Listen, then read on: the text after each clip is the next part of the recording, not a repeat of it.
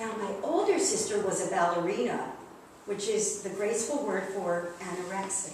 And she would complain, "Oh, I've gained 3 pounds. I'm sick over it. I'm so fat. I'm 102. I'd say, "If you're fat, then I must be an elephant. No, a whale." And she'd say, "Oh no, Jill, it's all right. You're fine. You don't mind. You're happy fat." I thought it was love, and it was. We both loved him. More than me. Well, then one night, he forgot to pick me up from the club. That's right, I forgot. And the bouncer wouldn't let me wait outside to look for him because, well, he was afraid something bad would happen to me. Something worse than was already happening. And when he finished counting out the cash in the drawer, he offered to drive me along Route 3 in Secaucus, New Jersey, in search of a quality room, if there is such a thing in East Jersey. As soon as I got home, she called to say, I got a job. I was booked the very next day at Bottoms Up. It was done. I couldn't back out and besmirch Susie's reputation. I had to follow through. It's amazing. I even made it over there because I have a terrible sense of direction.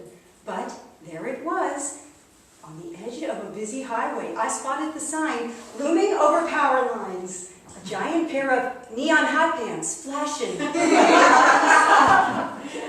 I walked into the club like pin-eyed from the sun.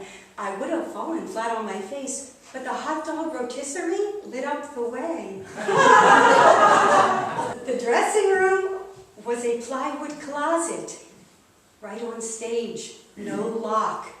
So, like a zombie, I entered it, sat down on a bench, the only piece of furniture in there besides a plastic hook, and slipped into my cheetah print. Oh God, it's my turn. The door led out to a small platform, and from there, the runway bar. Yes, I was to walk on a bar and dance in spiked heels. But I'm afraid of heights. So it was like taking baby steps on black ice. I danced an entire song, holding onto an acoustic ceiling tile, while straddling a shot of Jack and a sweating beer at 4:20 on a Tuesday afternoon. All for $1 a dance. Thank you, that's right, $1. And although I could barely walk for the next 3 days, on account of all that squatting down to pick up dollar bills from a Hell's Angel named Red Dog, I felt a sense of accomplishment. Well, needless to say, I beat out 43 potential roommates by promising to walk Maggie every day. Sometimes on weekends, I wouldn't get home until 3 a.m., so Herb had a walker. And on those nights, he had a ritual. Well, you might say it was a throwback from his bar-hopping days of pouring on copious amounts of high karate cologne and slathering on dippity-doo gel. It gave him a thrill. It made my eyes water and sting so bad, I threatened to move out every day or call in the hazmat team. But he would say, hey, what do you mean, Jill? The girls, they love it. I'd say, what kind of girls? Well, my answer was soon to come.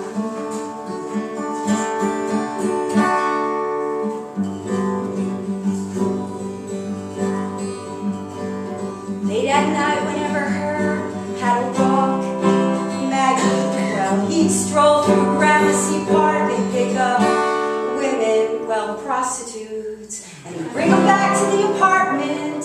And I'd hear rustling through his wall, which was right across from the bathroom door. And the first time I realized we had a call girl in our place was when I heard him shriek, what? You don't smoke pot? You call yourself a hooker and you don't get high?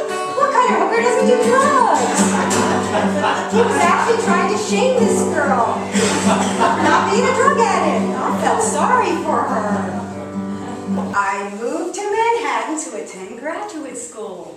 And in order to support myself, I I tried dancing in the city at the Baby Doll Lounge, across from the New York Stock Exchange. But it was so sleazy, I wouldn't leave the dressing room. I just stayed in there primping, reapplying my makeup. So I wound up working in New Jersey because they didn't make you take off all your clothes. Twice a week, I'd roll my go-go bag 20 blocks to graduate school. On the days that I interned at NBC, I'd ride the elevator up to the 31st floor of Rockefeller Center and stash my bag of costumes in the employee coat closet next to the anchorman's galoshes. If anyone ever found them, I'd just say, "Whoa, that anchorman's freaky."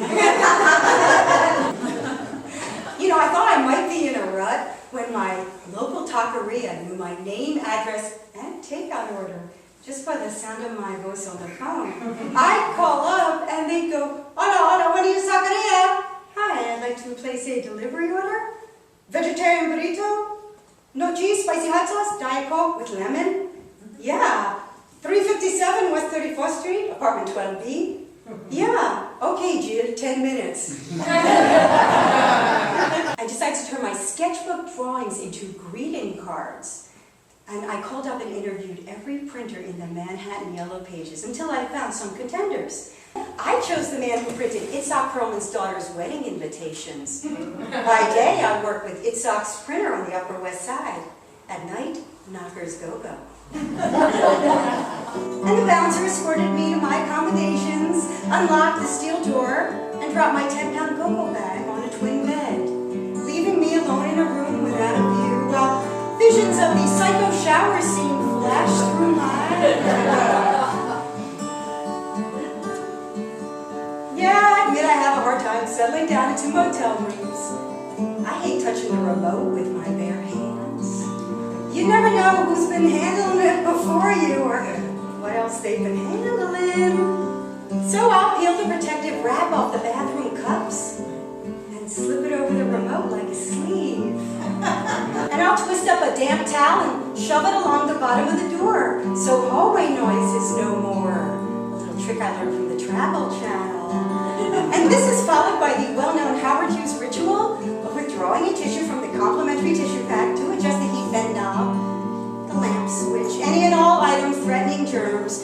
So, well, you can imagine how many tissues are strewn around my motel room by the time I leave. The whole darn Kleenex box. Well, as soon as the sun rose, I exited my motel room and lo and behold, the bouncer who had so courteously escorted me the night before had left the keys dangling in the doorknob outside. No wonder no one else let themselves in. Needless to say, I got the room for free. Cash back. I figured she just stuck someone in there to see if the exterminator was really doing his job. Just my luck. Oh, and here's a friendly tip I learned. If your motel room smells a little funky, microwave popcorn makes a mighty fine air freshener. Try it sometime. After graduate school, I quit dancing to become the graphic designer for Bellevue Hospital. The first week, my supervisor handed me an archaic diagraph stencil cutting machine. It had an iron wheel and looked like an instrument of torture. I had to line a letter up on the wheel and punch it out. Turn the wheel and line up another letter and punch it out for hundreds of hospital hallway signs. And I did creative work, I did, like designing birth control pamphlets. My boss Harvey hid in his office with stacks of garden and gun magazines, waiting for his pension to kick in. Harvey used to sneak up behind me and massage my shoulders. He had a big red beard and smelled like bologna. See, I was the girl next door, not the vixen. And I guess that was my hook. What you don't see is worth more than what you do. I must not be revealing the good stuff because it is so damn special.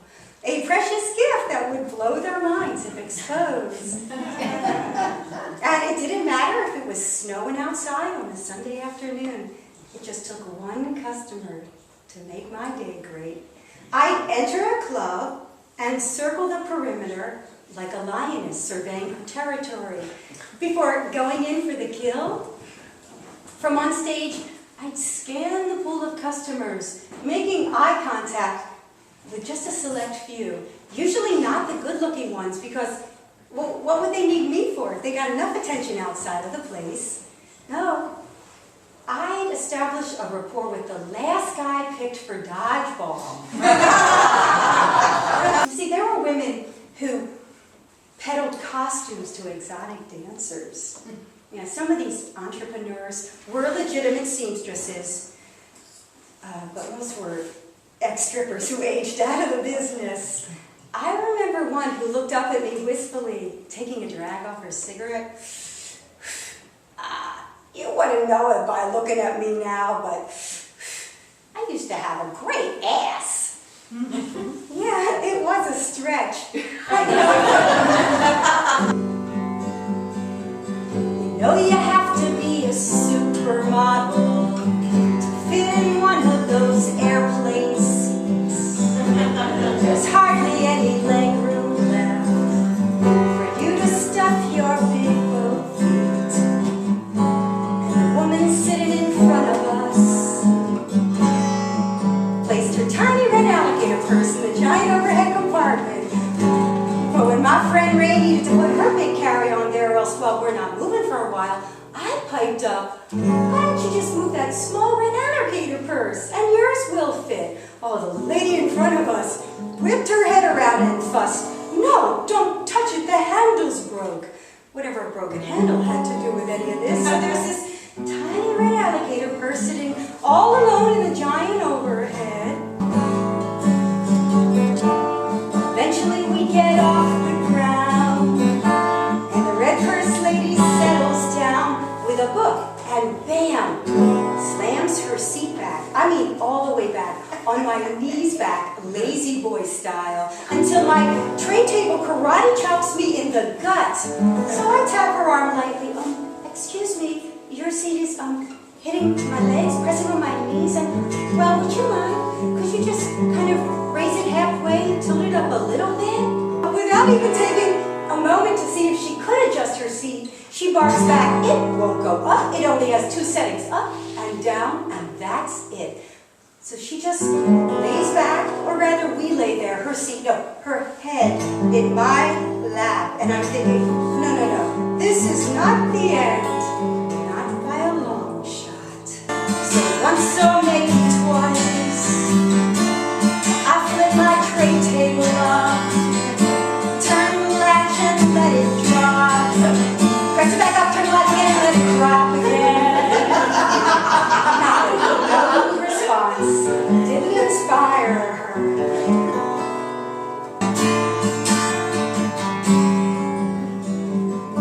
So a little while later, just to reiterate my points, I cup both my hands and lift her seat up, holding it ever so gently, and let it fall.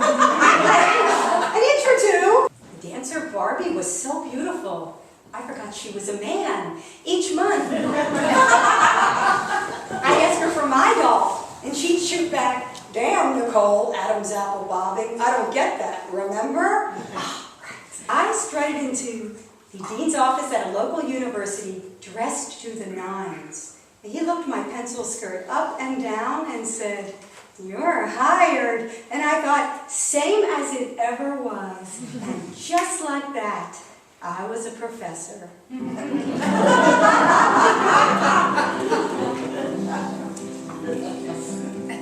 I once had a friend named Angela who was married to Marlon Brando's illegitimate son.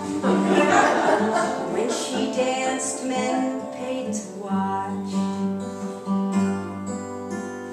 Angela had a really bad boob job, but it didn't matter, because the way she twined her legs around her neck on stage was worth the show.